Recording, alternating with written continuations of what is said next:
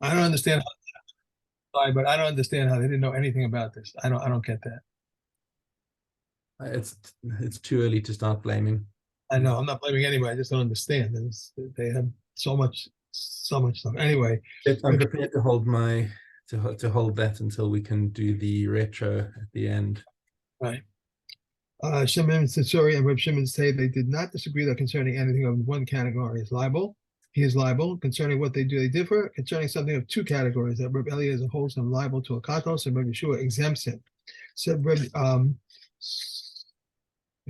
said Reb Yehuda, even if he intended to pick up figs and he picked up grapes, to pick grapes and he picked up figs, to pick black ones and he picked up white ones, or to pick white ones and he picked up black ones, Eliezer holds him liable to a katos and Rabbi Yeshua exempts him. But said Rabbi Yehuda, I am amazed that Rabbi Yehuda exempts him in this case. If so, why is it stated in which he sinned? This is to exclude an unwitting act. Slaughter blood of cattle, of beast, or of fowl, whether clean or unclean, bloodshed as a result of piercing, or bloodshed as a result of tearing, or the blood of bloodletting in which life escapes, they are liable for it. The blood of the spleen, the blood of the heart, the blood of the eggs, the blood of the fish, the blood of the locust, or the blood that oozes out, they are not liable for it. And Yehuda holds one liable for the blood that oozes out. Rabbi Akiva holds one liable to an asham tali for a doubtful case of me'ilah, but they can come and exempt him. Rabbi Akiva agrees. However, he does not bring his restitution until it becomes known to him, and he then accompanies it with the unconditional asham. Said Reb Tarfon, why should the person bring two ashamos?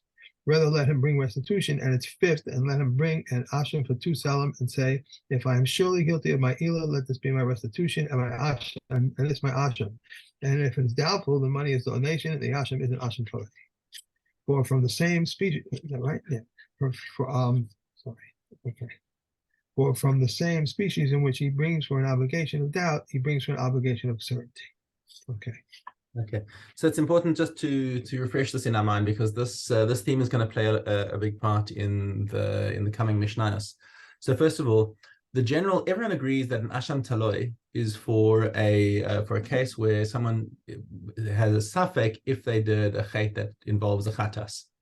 Okay, but Rabbi Akiva says, but there's another case, and that's the case where you're not sure if you committed me'ilah or not. Okay, yeah. And all the chachamim look at him with this look and say, like, what are you talking about? There's no such thing. But Rabbi Akiva says that in such a case, if you have a doubt of your me'ilah, so what you just read is, if you have a doubt of your me'ilah, then you bring an asham taloi, and if it later turns out that your doubt is confirmed that you did actually do it, then you bring a second asham, which is for the asham me'ilos. Right. Okay. And Rabbi Tarfon comes and brings this suggestion that, well, why do that? You're winding up bringing two korbanos, where what you could do is just say bring one asham and say, look, I'll bring this conditionally. If I did do the chet, then this is my asham vadai, and if I didn't do it, then this is a taloi, and it stays taloi. Right? That's a reasonable, that's a reasonable explanation. We find out in Mishna Gimel that Rabbi Akiva actually kind of agrees with him, but he says, it only makes sense under certain circumstances. Amar lo Rabbi Akiva, nirim dvarecha b'me'ilah mu'ta. Yeah, that makes sense if you did me'ilah with something that's not very valuable. Harei sheba al yados fake me'ilah b'meya maneh. What happens if you have a safek me'ilah on something that was worth a lot of money? He gives the example of 10,000 dinars. Right. Okay. Let him rather bring one asham for 2 selah, and not bring a safek me'ilah, because he's got to pay back the money as well. When you do a me'ilah, you have to pay back the money plus a chomesh. So rather just just go gently over there. But what turns out over there is that he says, Taka, yeah, if you have a small thing, then yeah, Rabbi Tarfon's advice is good. Okay. Ha'isha, now it breaks into a completely different context now, after having said this in the same Mishnah. It says, Ha'isha shevia chatas ha'of safek. So here's a case of a woman who had a Suffolk miscarriage, whether she's not sure if it was really a baby or not, and therefore she brings her chatas off from doubt. If she brought it and before the Kohen had done Malika, Nodala Sheyalda Vadai. And somebody looked at it and said, yeah, for sure, this is a real baby. You really need to bring a chatas. Ta'asena Vadai. Then she must then they should do it as a Vadai chatas off, and the Kohanim are allowed to eat it, as opposed to the Suffolk where the Kohanim aren't allowed to eat it. Okay. And because it's exactly the same species of bird that she has to bring, so there's no difference whether it was or wasn't, whether it was a definite or a suffix. It's still the same bird. Yeah. Chaticha shel chulin, chaticha shel kodesh. Okay, so now we break into a bunch of case studies, and you can draw up a whole matrix of all these different cases. But it's one of these cases where we have logical inferences. We can just, if you know the basic rules, there are many cases like this in Mishnah where if you know the basic rules, you'll be able to predict the halacha. So we had some of these in Yevamos. We had some of these in in many other places, but yeah, let's take a look at these cases. So starting off with chaticha shel chulin, chaticha shel kodesh. So there are two pieces of meat in the story. One was kosher and one was kodesh. Okay. Now, if someone eats kodesh, then they're going to be chayav for meila. Okay. Aval achal achas mehen ve'en yador ezav hen achal. He ate one of them. He doesn't know which one. Okay, so he's patur because this is a safek meila, and according to Chachamim, there is no such thing as a korban for safek meila. Okay, Rabbi Akiva, however, he holds that safek meila you bring an asham taloi. So Rabbi Akiva mechay b'asham taloi. Achal es hashniya. Now what happens if the same guy goes and eats the second piece? Now, for sure, he's done meila. One of those two pieces was kodesh. Maybe asham vadai. So this, everyone agrees, he now brings in asham vadai. No problem. Okay, easy. Achal echad es harishona ve'uva acher ve'achal es hashniya. Now, two different people ate these two pieces of meat, and we're not sure who ate the kodesh. Zeh may be asham taloi, v'zeh may be asham taloi. Divrei Rabbi Akiva. So Rabbi Akiva says each one of them has to bring an asham taloi because each one is personally in doubt if he did the meila. Rabbi Shimon Omer Shneim maybe asham echad. He has a different solution. He says, well, since you got two people involved here, and we know one of them definitely brought it, then let them come together with an asham vadai. They can share the cost of the asham vadai, and they bring one asham vadai and say whoever ate the kodesh, this is their korban. Okay. Rabbi Yossi says, Ein shnaim mevim asham echad. No such thing. You can't have two people bringing one korban asham. It's not in the rules, and like Chachamim, you just don't bring anything. Because again, Rabbi Akiva's das yachid over here. The halacha follows the Chachamim that there's no such thing. So that whole debate, by the way, that he had with Rabbi Tarfon is all just according to Rabbi Akiva, but it's not Lamase. Right. Okay, chaticha shel chulin, chaticha shel chelev. Okay, now the two pieces in the story. Instead, we've taken out the kodesh and replaced it with chelev. So the punishment for eating chelev is kares or chatas. Okay. Achal achas mehen ve'en yodea ve'ezo men achal maybe asham taloi. Now this is a case where everyone agrees that this is your bog standard case of an asham taloi. Achal is a shnia. If he ate the second one, maybe chatas. Clear. He's definitely eaten something that was chayiv kares, and now he has to bring a chatas. Achal echad is harishona, v'ava acher v'achal is a shnia. So two people ate the two different pieces. Zeh may be asham taloi, v'zeh may be asham taloi. Now there's some brackets over here. Divrei Rabbi Akiva. That is a mistake. And you should delete it. It was recorded in the Mishnah by it's a Taos Sofrim. Simple. It's very pashat a Taos Sofrim because this is not just the opinion of Rabbi Akiva. Everyone agrees about this one. We had this before. We had this before because we crossed out already. So when we did it the first time. That's right. Yeah. Um, so says right. So each one of them is personally in doubt about his chatas, and therefore each one of them has to bring an asham taloi. Rabbi Shimon once again comes with his novelty and says shneim mevim chatas achas.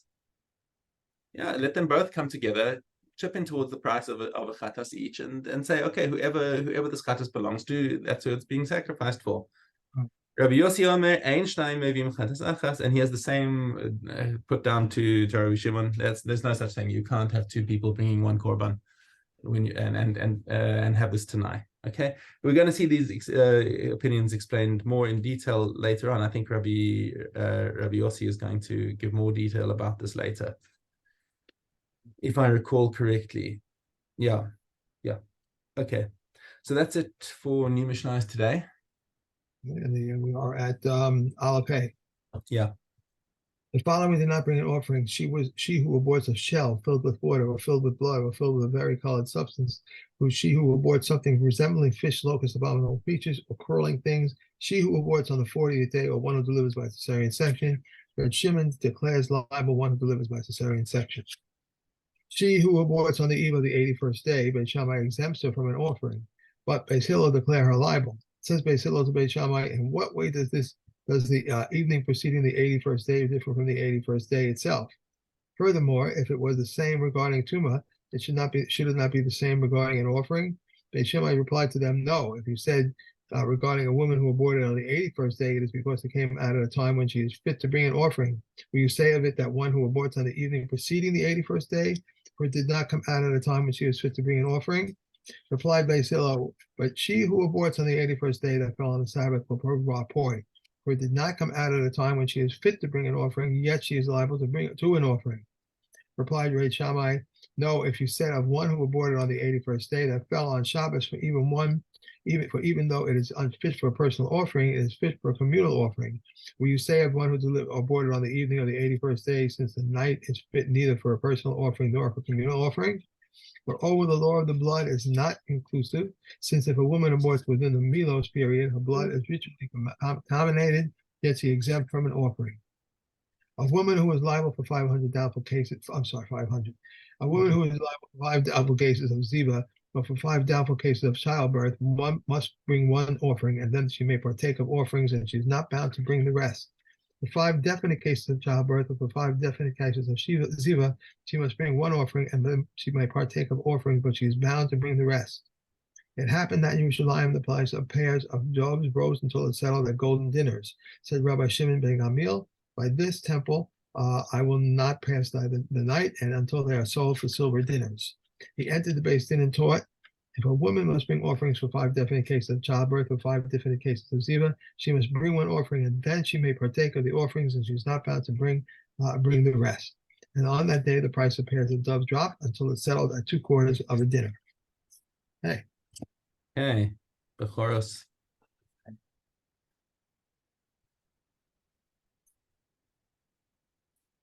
Okay, last Mishnah in Bechoros and then Arachin. 2 animals excited. If 2 animals exited together, he counts them by two by two. If he counted them as one, the 9th and 10th are ruined. If the 9th and 10th exited together, the 9th and 10th are ruined. If he called the 9th animal 10th, and the 10th one 9th, and the 11th one 10th, and all 3 of them are consecrated, and if he called the 9th one 10th, and the 10th one 10th, and the 11th one 10th, the 11th is not consecrated. This is the rule. As long as the designation 10th has not been uprooted from it, the 11th one is not consecrated. Okay. Arachin. Adon Alach, Maseches Bechoros. Arachin. Arachin, right? Yeah. Right. Okay. Aleph. All persons are fit to declare an Eric vow, or to be the subject of an Eric vow, to vow another's worth, or to have their worth vowed. Kohanim, Leviim, and Yerushalayim are women and slaves. A person of undetermined gender and a hermaphrodite are fit to vow another's worth, or to have their worth vowed, and are fit to declare an Eric vow, but not to be the subject of an Eric vow, or one cannot be the subject of an Eric vow unless he is definitely male or female. A deaf, mute, or mentally incompetent person of minor are fit to have their worth vowed and to be the subject of an Eric vow.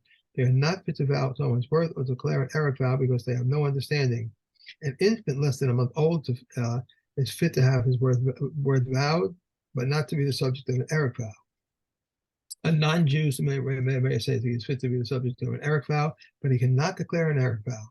Rabbi Yehuda says he is fit to declare an Erev vow, but not to be the subject of an Erev vow, and both concur they are fit to vow someone's worth and to have their worth vowed.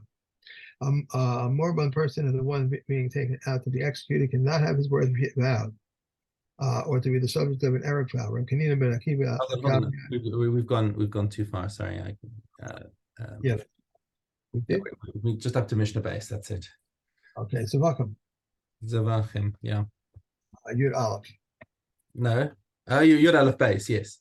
Sorry. If the blood of a katos, if the blood of a katos spattered on a cloth, it must be washed. Although Scripture speaks only about those katos offerings which are eaten, as it is said. No. So you're on Mishnah Aleph, but we're starting Mishnah base today. The blood of a disqualified katos offering does not require washing, whether it had a period of validity or it did not have a period of validity. Which blood has a period of validity? That which is kept overnight, for which was contaminated with tumor, or which was taken out of the courtyard, and which blood has not had a period of validity. That which was slaughtered with intent for beyond its time or outside its place, which is figgle, or that which disqualified people to receive or through its blood. If it's splattered from the neck of the offering onto the cloth, it does not require washing from the horn of the altar, from the base of the altar, and it does not require washing. If it's spilled onto the floor and he gathered it up, it does not require washing, and washing is not required except for blood which was received in a vessel and was fit for sprinkling. If it's splattered on a hide, if this happened before it was flayed, it does not require washing. But if after it had been flayed, it requires washing. These are the words of Rabbi Yehuda. And Rabbi Eliezer says, even if it has been flayed, it does not require washing.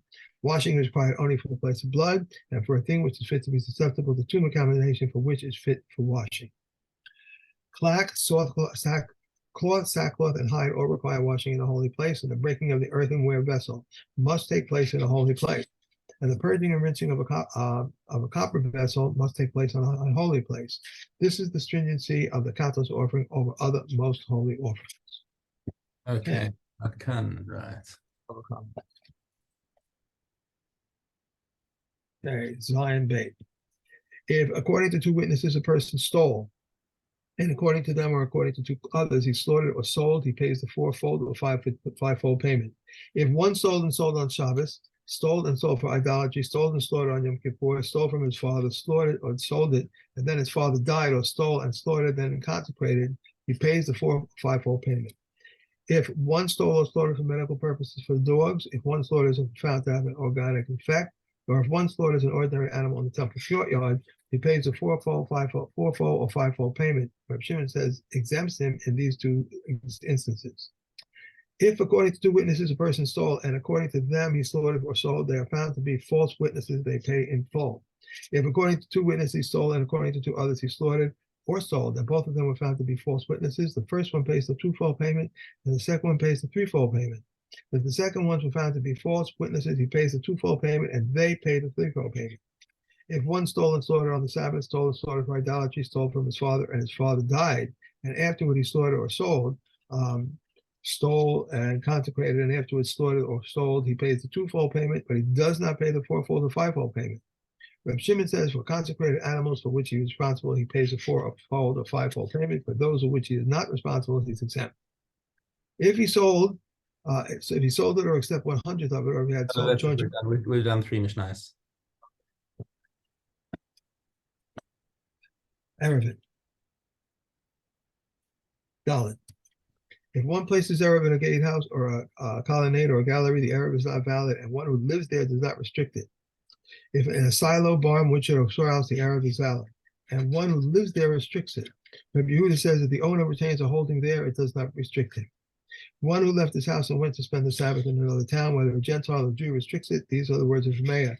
If Rabbi Yehuda says he does not restrict. Rabbi Yossi says a Gentile restricts, a Jew does not restrict, for it is unusual for a Jew to return on the Sabbath.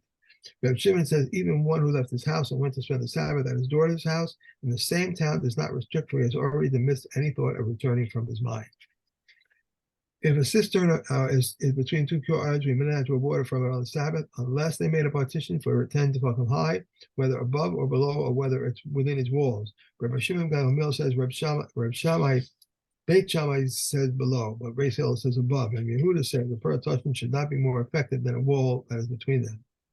If a canal passes through a crowd, We're done. We're done. Good. Yeah. Okay. All right, and we have Nida. We have Gimel. Base Gimel.